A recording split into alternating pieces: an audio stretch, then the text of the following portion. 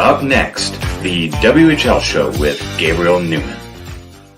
And welcome back to the WHL show. My name is Gabe Neumann, and pardon if there's any background noise. There's some construction going on just down the street, so of course there's some fun noises there. But welcome back to the WHL show. Today we're going to be doing a playoffs recap. We have round 1 of the WHL playoffs complete and out of the way, and we're going to be going on to round 2 within the next week. And so I'm very excited to go into those and talk about the player stats, the games that were played, etc. But first things first, I do have a pretty big announcement that I'm pretty sure you guys are going to want to hear. Please, first of all, make sure that you check out my Twitter. I plug it every episode, but as always, make sure you check it out because there's going to be a lot more information there about everything that's happening and going on. And I will be talking there a lot. But long story short, I joined the WHL show. I started the show in September, and I joined WSBN, which is the platform that I host the show on in that same month. And so I've been with them since September. And this week, actually, this episode is going to be my last episode hosting the WHL show on WSBN. So I am leaving WSBN as of this is the last episode with on this platform. However, of course, the WHL show will be continuing. So don't freak out if you're a big fan of the show. First of all, thank you for your support. I really appreciate it. Every feedback, every bit of feedback that I get from you guys is treasured and cherished. So please, just know that I really, really appreciate all the support that I get. But if you are one of those lovely, lovely people who do enjoy the show and are who do tune in every week, please feel free to check it out on Twitter, because the WHL show will be moving platforms to Area 51 Sports Network. And just make sure you check out Area 51sportsnet.com. So yeah, make sure you check that out. The WHL show will be continuing just until the end of the season. And so, of course, again, make sure that if you follow me on Twitter, you'll see updates pretty much as constant as I get them. I'll be posting them. There's going to be a lot more stuff in the works. We have not only with WHL show, but with other pretty big projects coming up within Area 51. So definitely check out my Twitter, check out Area 51's Twitter, stay updated, stay in the know. I think you guys are going to be super excited to see what we have going on and everything that's going to be in the works coming for in the future. Yeah, coming soon. All that fun stuff. So yeah, make sure you follow me on Twitter. I'll have everything updated there.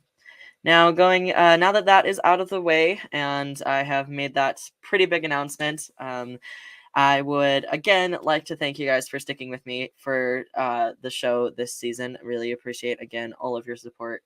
It means a lot, and continue giving me feedback because I love hearing it and taking the constructive comments that anybody makes. I love hearing that because I have grown a lot since the start of the show. If you if you go back and watch my first episode, which I don't recommend, but if you do, it's just, and if you compare my first interview ever to my most recent one, I think you'll see a lot of growth there, and I'm really excited to continue growing and building my skills as an interviewer or as somebody who's just in media and sports media. And so it's the little things, just being able to hone these skills and seeing you guys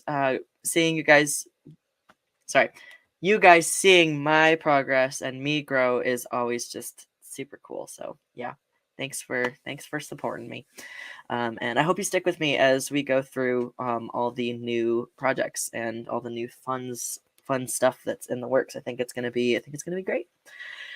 Awesome. Okay, now that all of that is out of the way, we're going to go ahead and do a playoffs recap. So the round 1 of the WHL playoffs has concluded, and we're going to be going into round 2 very, very soon. But of course, first we're going to go ahead and do a quick recap over what happened in the first round, who went against who beat who, and who's going to be going against who in the next round of the WHL playoffs. So in the Eastern Conference, we're going to do Eastern then Western. For the Eastern Conference, we had Winnipeg versus Medicine Hat. Winnipeg swept Medicine Hat in 4 games, and they're going to go on to play against the Moose Jaw Warriors. Moose Jaw Warriors also swept their opponent, who was the Lethbridge Hurricanes.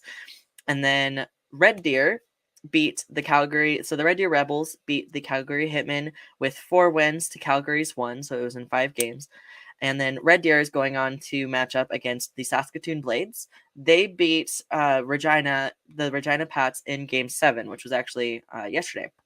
So they are advancing. They beat them in 4 games, or they had 4 wins, and the Pats had 3. So yeah, fun time. So Winnipeg is going to be going up against Moose Jaw, not Medicine Hat. They win against Medicine Hat. Oh my gosh, cannot speak. Sorry. Winnipeg is going to be going up against Moose Jaw, and then Red Deer is going to be going up against Saskatoon. For the Western Conference, the Seattle Thunderbirds swept the Kelowna Rockets in 4 games, and they are going on to match up against the Prince George Cougars. The Cougars beat the Tri-City Americans in 6 games. They had 4 wins. The Tri-City Americans had 2. The Kamloops Blazers also had a sweep in round 1. They swept the Vancouver Giants in 4 games, and they are going to go on to play the Portland Winterhawks. The Portland Winterhawks beat the Everett Silvertips in 5 games. They had 4 wins. Everett had 1. And, of course, they're going to be playing against Kamloops. So our matchups for the Western Conference is going to be Seattle versus Prince George, and then Kamloops versus Portland. So who are you guys rooting for? Who do you think will win? Because I know for me, the teams that I'm rooting for may not necessarily be the teams that I think will win. And it could be you're rooting for a team who you know will win, or you could be rooting for a team you know will probably not do that great. Regardless of what your answer is, I'm interested to hear it. I have a couple polls up on my Twitter asking you guys those exact questions. So feel free if you want to put in your input and also see what everybody else is thinking or saying or rooting for and who they think will win and all that fun stuff. Feel free to check that out because that's where it's going to be. That's where I put up those questions because it's cool seeing y'all's feedback and such. Now for player stats. If you watch the show and if you're a regular here, you know that we go over the player stats and the points leaders basically for the past week and over throughout the league. This week, of course, because it's playoffs, it's going to be a tad different. With the regular season, we had, of course, regular consistent names like Connor Bedard, Chase Wheatcroft, Riley Height, and also for goaltenders, Thomas Milic, Scott Ratzlaff, Austin Elliott, etc. So those are consistent names that we would obviously see at the top of those standings consistently. And with playoffs, of course, they're probably going to be about the same. However, because we're starting from a blank slate, it's going to be a little bit different from what we usually see. So the way I'm going to be doing it this week is in the past, I would always just name the top 2, so the number 1 and then the number 2. And then for this week, I'll be doing the same, but I will also be, if the player that is in the first or the second spot or both is not advancing to round 2, I'm going to be naming at least 2 players who you will see in round 2. So you have 2 names to look out for. Hope that made sense. Let's dive in. So for points, we had in first place Connor Bedard from the Regina Pats, of course, with 20. And then second was Stanislav Svozil of the Regina Pats with 13. Now, because both of these players are not going to be progressing into round 2 of the WHL playoffs, the 2 names that I recommend looking out for those and also the next 2 on the list, we're tied for third place, actually. It's going to be Igor Sidorov from the Saskatoon Blades. He had 10 points, and then Jagger Firkus from the Moose Jaw Warriors, who also had 10 points. Note on Jagger Firkus, if you haven't read my article on him, I definitely recommend it. Another little shameless plug in there for check out Area 51 Sports Network, because I did a deep dive onto Firkus and his playing style, and I talked to him and the coaching staff over there. So I think that if you're a Seattle and Moose, like a Seattle Kraken and then a Moose Jaw Warriors fan, definitely check that out because it's a great piece in my opinion. Awesome. And then now for goals, Connor Bedard was in first, of course, with 10 goals. And then Matthew Savoy is in second, and he is of the Winnipeg Ice. He had 6 goals. In third, just another player to watch. Again, with going in round 2, just with points, he is in third for points, for goals, Igor Sidorov of the Saskatoon Blades. Now for assists, Connor Bedard in first, absolutely, with 10. Jaden Gruby of the Red Deer Rebels is in second with 9. And then in third, it's actually because the third player is he's not going to be in the round 2. I went ahead and just lifted the fourth player. So the player in fourth was Ben Zloty of the Winnipeg Ice. He had 8. So names to watch out for in the next round being Gruby and Zloty. Our goals. So now for our goaltenders, goals against average is, and for our save percentage, these are names that we have absolutely heard in the regular season. So there's really nothing new here. In first is Thomas Milich of the Seattle Thunderbirds with a 1.00 goals against average. And then in second is Dylan Ernst of the Kamloops Blazers with a 1.16 goals against average. Both of those players are advancing into round 2. Our save percentage is Thomas Milich of the Seattle Thunderbirds again. He has a .958 save percentage over the round 1 of playoffs. And then Connor Unger of the Moose Jaw Warriors, who is back and playing, by the way, he has a .953 save percentage, so he is in second. And of course, both teams, both of those players are going to be going to round 2, and you will definitely hear their names a bunch in round 2 of playoffs. Now we have our players of the week. Usually I actually do these, I do these first, usually, but I figured that because with playoffs and everything, I figured it would be cool to do the stats first. So rearranging the order a little bit with our player of the week. This was Connor Bedard of course, the Regina Pats. Sure you guys are super familiar with his name. He had 11 points in 4 games played. He had 6 goals and 5 assists. And this was just over the past week. This isn't in like the whole round. This is not like round 1 player of round 1. It's just over the past week. So over the past week, he played 4 games. He had 6 goals, 5 assists, and then 11 points. On Tuesday, April 4th, he had 3 points, 1 goal, and 2 assists in a 4-3 overtime loss. And on Wednesday, April 5th, he had 2 goals and a loss against Saskatoon. These are all, of course, because it's round 1 playoffs, all against the Saskatoon Blades. On Friday, April 7th, he had 2 goals. And then on Saturday, April 8th, he had 4 points, 1 goal, and 3 assists in a 5-3 Pats win. This past week, he actually became, fun little tidbit, he became the first WHL player since 2012 to score 10 or more goals in a single playoff series. So that's, of course, an incredible stat.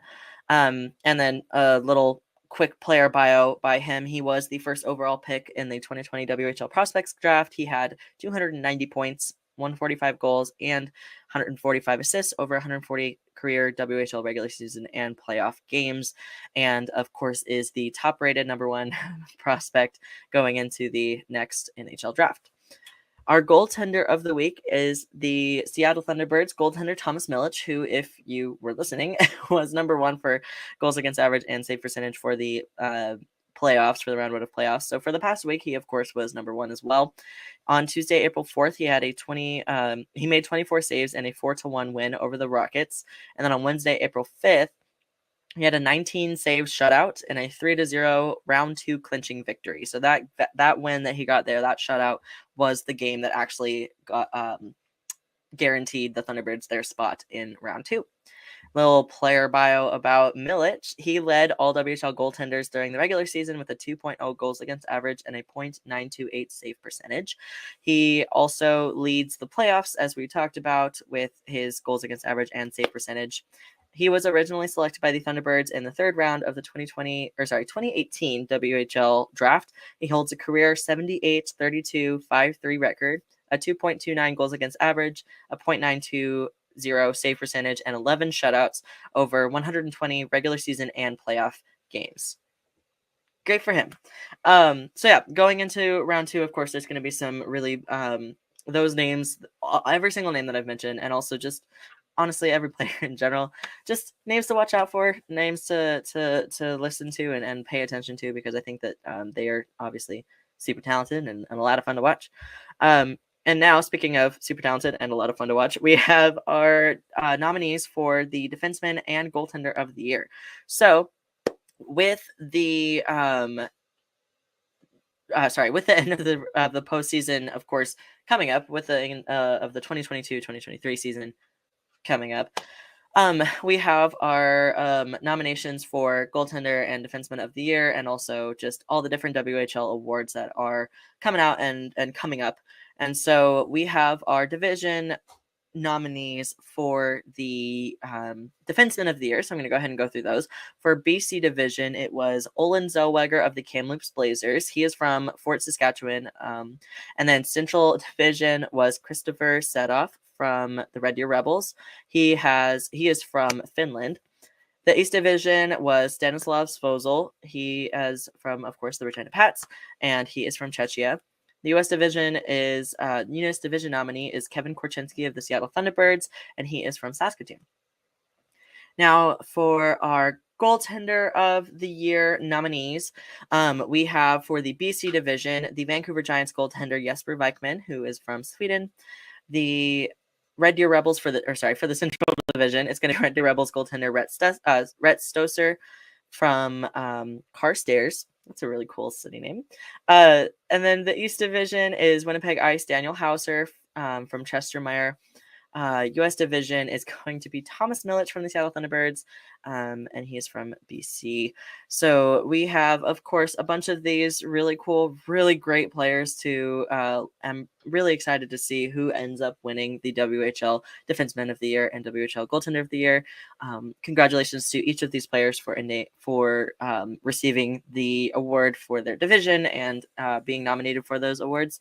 I think that. Yeah. So who who do you think is out of those nominees for defenseman and for goaltenders? Who do you think is going to actually earn the title of defenseman of the year or goaltender of the year? And why do you think that? I'm interested to see. So for the players that I listed there, for the ones that are going to be advancing into round two, we'll see Zellweger, Sedoff, and Korchinski for the U.S. division, and then for defensemen. And then for goaltenders, we'll see Stoser, Hauser, and Milich. So there's only so Vikman and the Giants are not advancing past round one, and then it was Svozil and the Pats not advancing past round one. So yeah, fun times. Now for our last little bit before I go ahead and conclude this shorter episode, we have just a little fun thing about just general news. Our Vancouver Giants goaltender, Jesper Vikman, who I just talked about, who is nominated for Goaltender of the Year, as we just discussed.